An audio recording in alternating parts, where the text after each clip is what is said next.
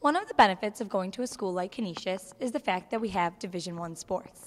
Teams like basketball, hockey, they bring in big crowds and tons of fans. But what about our smaller, less popular teams? Don't they deserve recognition too? We're here at the Kessler Athletic Center to find out what they have to say and give those teams a voice. They're Division I sports too. Women's rowing is one of these smaller sports. Head coach Joel Furtek sat down with us to discuss what the sport is all about.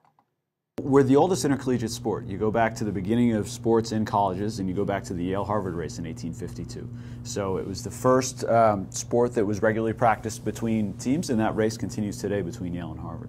So it's got a ton of history, but it's also fairly new to a lot of college campuses, especially on the women's side. We started to see a real uptick in the late 80s, early 90s, and we now have something on the order of 120 varsity programs nationwide competing on the women's side for an NCAA championship. One of the neat things about rowing is that it's still accessible to everyone. We don't have the sort of talent identification pools that sports like soccer and basketball have, where at a very young age talent is identified. In rowing, we've got a lot of people walking around that were born to row and just don't know it. So we're open to new student athletes at all times. And in fact, our team this year is made up entirely of non-recruited student athletes. There's been many rumors circulating about rowing as a Division I sport here at Canisius, and Furtek shed some light on how intense the sport truly is. We start at 5:30 or 6 in the morning, and there have been a number of mornings where we come in and we set up and we start rowing.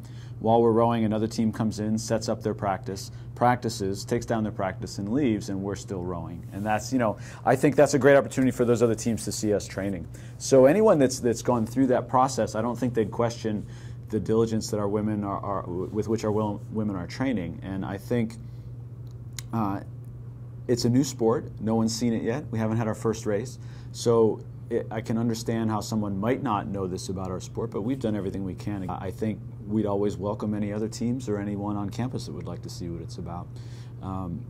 It's definitely not an easy sport, but we enjoy every bit of it. And the hard training is a reward in itself, but it really pays off when we get out onto the race course. Furtek also emphasized the team's utmost respect for all sports and athletes.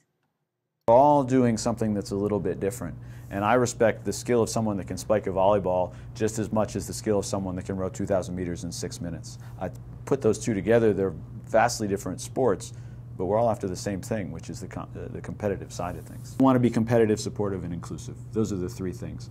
And nowhere does it say exclusive. Right? Inclusive. So if someone is doing their chosen sport at whatever level they're doing it, we respect that. He also wanted to let people know how exciting rowing can be. Pretty exciting sport when you see the intensity that's involved. When you see a race that has two boats side by side all the way to the finish line, you're just not sure who's going to win. And in fact, a lot of times you don't know who won. It was so close. That kind of intensity is great. Sophomore Sam Barricle, a former rower, sat down with us to give us her perspective on the sport. To our knowledge, you used to be on the rowing team. Yes, I was last semester. And how did you go about getting onto the Division I rowing team? Well, I was on the club team last year. We found out we were going to Division I. And over the summer, Joel got in contact with us and said, oh, there's going to be tryouts. There's no just because you're on the club, you're not on the one team now. So we tried out. It was a 3-day process, and then rosters came out that afternoon. What did you think was the hardest part about being part of the rowing team? I think it was switching from a club team to a Division I team. The time commitment tripled. What we had to do tripled. It was just a lot different than I expected. So probably because I had previous experience in the club team, that made it harder. Do you ever feel like because you weren't recruited or anything like that, that anyone at school treated you differently because of that?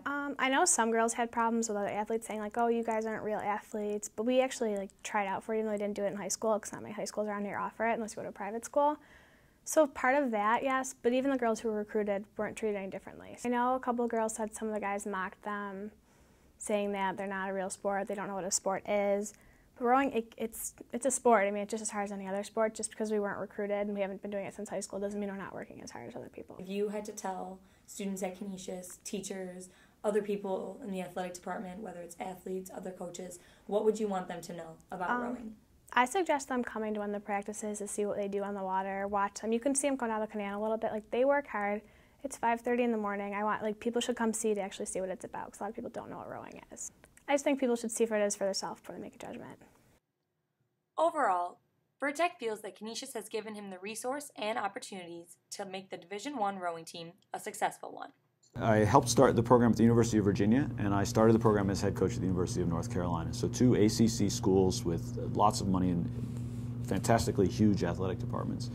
And I haven't been disappointed in anything I've experienced here at Canisius College. We're working on the motto of small school, big speed, and we've lived up to that so far. This is Hayden Rostevsky reporting for Canisius Chronicles.